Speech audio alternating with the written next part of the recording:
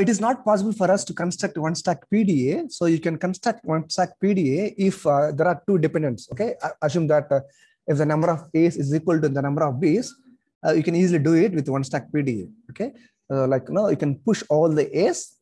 Whenever you get A, push all the A's. Then for every B, pop. Okay, so if the number of A's and B's are equal, every pop will negate one push. So the number of, okay, so if you perform 10 push, you will perform 10 pop operation, the stack will be empty. So you can match the number of A's and B's. But here, we are not matching only 2, but we are matching 4. Number of A should be equivalent to B. The number of B should be equivalent to number of C's. The number of C's should be equivalent to number of D's. Okay. So push A, pop B, push C, pop D doesn't work just like that. So what we're going to do is we're going to make use of 2 stacks for this one. Okay. So let us take an example. Triple A, triple B,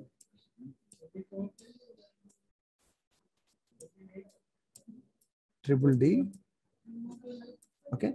So let us take this example with equal number of A's, B's, C's, and D's. So we're going to use 2 stacks, stack 1 and stack 2. Stack 1 and stack 2.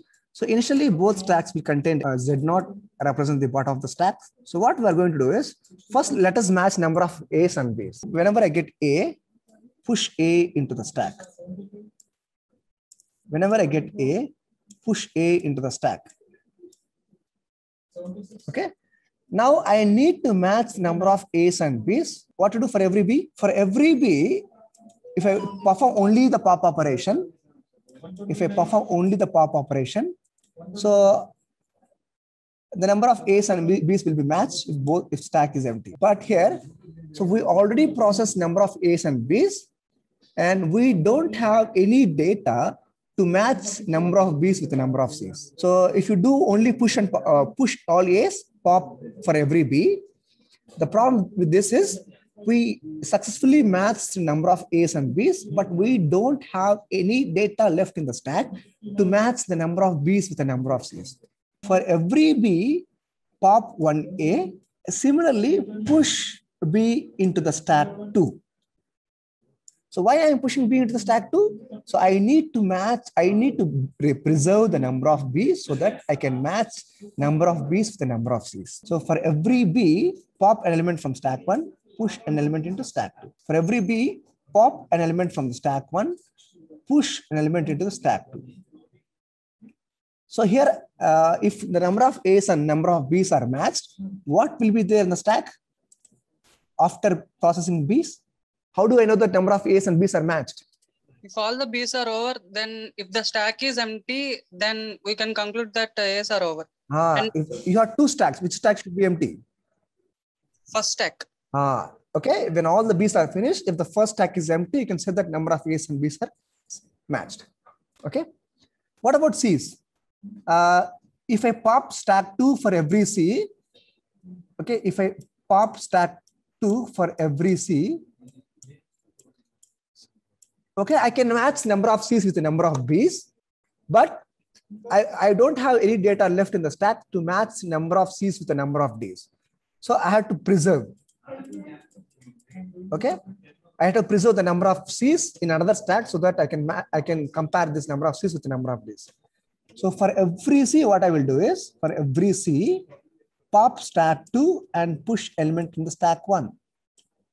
For every C, pop stack 2 and push element into the stack 1. I am popping stack 2 to match the number of C's with the number of B's, and I am pushing stack 1 so that I'll preserve the number of C's to match the number of D's. So how do I know that number of B's and C's are matched? For every C, I pop an element from stack 2. The number of B's and C's are same. Stack 2 will be empty. Okay, stack 2 will be empty, so that so I can say that number of B's and C's are matched. Now, what to do for D? So I need to match number of C's and D's. Is there any need to push, or only pop is enough?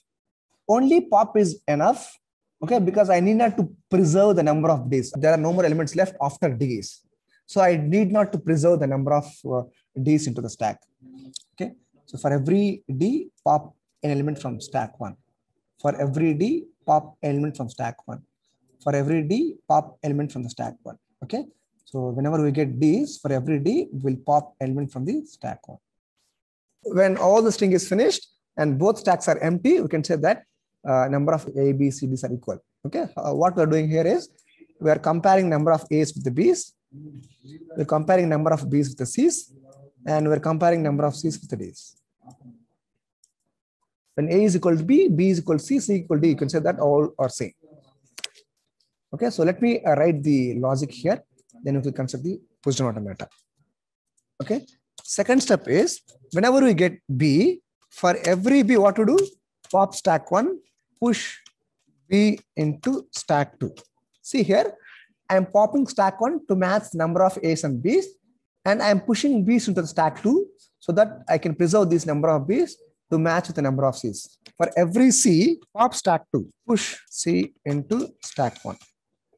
So I'm popping stack 2 to match the number of B's with the number of C's, and I'm pushing C's into the stack 1 to preserve this number of C's into stack 1 to match number of C's with the D's. For every D, pop stack 1. String is accepted if both stacks are empty at the end of import. These are the 5 steps you are supposed to do for every A, B, C, D. Okay, let us draw the pushdown automata for this one. Let's start with the Q0. So initially, both stacks will be empty. Okay, initially, both stacks will be empty. The first symbol is going to be A. The first symbol is going to be A. So initially, both stacks will be empty. Z0. Okay, so the first symbol represents the current element. This represents current input symbol. This represents top of the stack of stack 1, and this represents the top of the stack of stack 2. When both stacks are empty, so whenever you get A, push A into the stack 1. Don't disturb stack 2. This is the first step you are supposed to do. Push A into the stack 1. Okay, push A into the stack 1. Leave stack 2 as it is. Okay, so let me do the parallelly. Push A into the stack 1. For the first A, you have to repeat the same procedure for every A. Okay, for the second A onward, first stack contains A as the top of the stack, and second stack will be empty. Push A into the stack 1. Push A into the stack 1. Leave second stack as empty. Okay, push element in the stack 1 and leave stack 2 as empty. So that is the A's. Okay, so let's do for B's. So what to do for B? So when you are getting first B, what is the top of the stack of stack 1 and what is the top of the stack of stack 2? Observe this. Stack 1 contains A as the top of the stack. Stack 2 contains Z0 as top of the stack. What to do for B? Whenever you get a B, pop element from stack 1 represented by epsilon. Pop element from stack 1 represented by epsilon, and push element into the stack 2. So the content of stack is going to be BZ. This is first B. Let us do for the remaining B's. For the remaining B also, for every B, okay, for every B, the top of the stack is going to be A, and top of the stack of stack 2 is also A. Pop stack 1 and push an element into the stack. Push an element into the stack. Push an element into stack 2. For every B, pop an element from stack 1, push an element into the stack. So this is for B's. When all B's are finished, stack 1 will be empty. Stack 2 contains B's. When we get first C, what are the contents of stack 1 and stack 2? Stack 1 contains Z0, it's empty stack. Stack 2 contains B. What to do for every C? For every C, pop stack 2 and push C into the stack 1. Push C into the stack 1 and pop stack 2.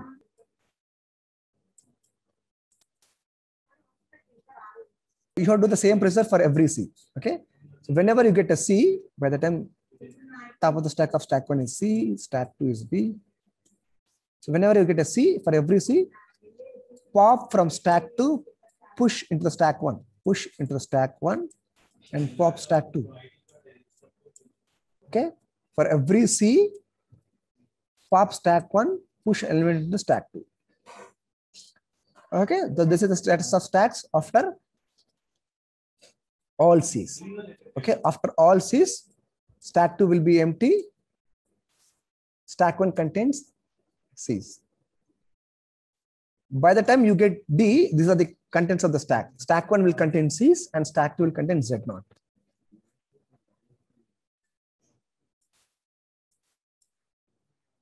The first time you get D, top of the stack of stack 1 is C, the top of the stack of stack 2 is Z0. First time you get D, the top of the stack of stack 1 is C, and the top of the stack of stack 2 is Z0. And for every D, what to do? Don't disturb stack 2, okay? And we need to preserve the number of Ds. For every D, pop stack 1. Pop stack 1, keep stack 2 as is. Not only for first D, you have to do the same for every D. Whenever you get a D,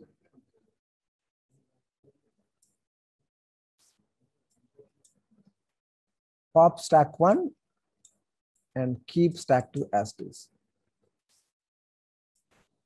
Okay, for every D, pop stack 1. For every D, pop stack 1. So if the number of A, B, C, Ds are same, so at the end of all Ds, this is the status of stacks. So both stacks will be empty. Okay, when A, B, C, Ds are same, this is the status of stacks after all Ds. You can move to the final state.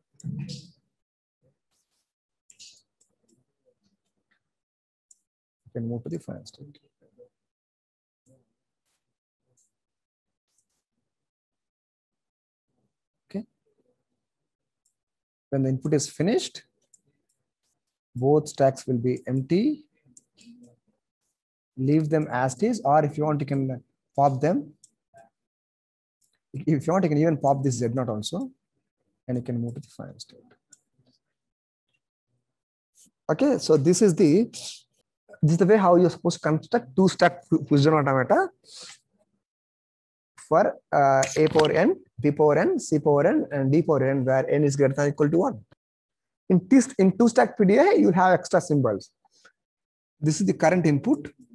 This is the current input symbol. This is the top of the stack of stack 1, and this is the top of the stack of stack 2.